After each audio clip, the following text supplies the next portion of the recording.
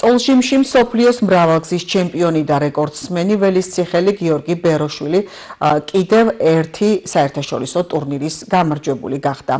თბილისში გამართულ სპორტულ ფორუმში სახელწოდებით ირანი საქართველოს წინააღმდეგ იგი საუკეთესო იყო როგორც წონით კატეგორიაში, ისე აბსოლუტურ პირველობაში და ჩემპიონისთვის განკუთვნილ ქამარს დამსახურებულად დაეუფლა.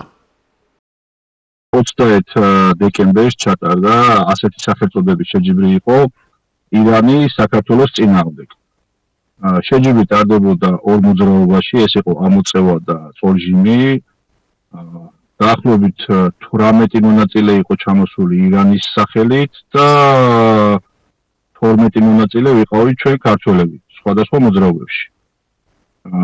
გავიმარჯვეთ წონით კატეგორიაში და აბსოლუტურში როგორც მოგეხსენებათ და გითხარით ამ ბოლო დროს უკვე ქამრების გათამაშება დაიწყეს ჩვენ სპორტის სახეობაში და ძალიან კარგია და აღნიშნული ქამარიც რომელიც მოვიგე იყო წოლჭიმში ორივე მოძრაობაში შევძელით ქართველებმა რომ ორივე ქამარი დარჩა საქართველოში რაც ძალიან მახარებს რაც შეეხება თვითონ ორგანიზებას ძალიან კარგი შეჯიბრი გამოვიდა მაყურებლებიც იყვნენ კარგად საბალეშიკოთ მოსულები საუკეთესო შედეგებიც გაკეთდა ამ შეჯიბრზე ამ წევაში მით უმეტეს ჩვენმა ქართველმა ავთანდილ ყარმაზანაშვილმა დააფიქსირა 360 კილოგრამი და მანაც მოიგო ქამარი რა ვიცი კმაყოფილი ვარ შეჯიბრით და მიხარია რომ ეს ქამარი დარჩა საქართველოში და მით უმეტეს კიდე ჩვენ კახეთში 18 მონაწილე იყო ჩამოსული ირანიდან და 8 მონაწილე ვიყავით ქართველები